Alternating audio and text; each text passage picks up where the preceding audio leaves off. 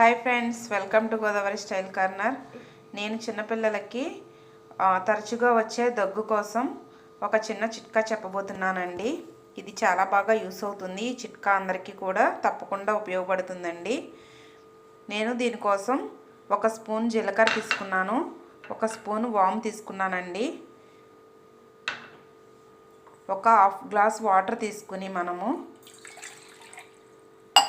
ఇందులోకి 1 స్పూన్ జీలకర్ర, 1 స్పూన్ వాము వేసుకుని మనకి వాటరు బాయిల్డ్ అవ్వాలండి.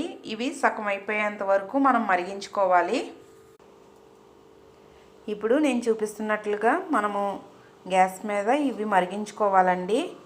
ఈ వాటర్ అనేది లిక్విడ్ లాగా మంచి దగ్గరగా కషాయంలా తయారవుతుంది. ఈ కషాయాన్ని మనం చిన్నపిల్లలకి పెట్టుకుంటే దగ్గు అనేది తొందరగా తగ్గిపోతుంది.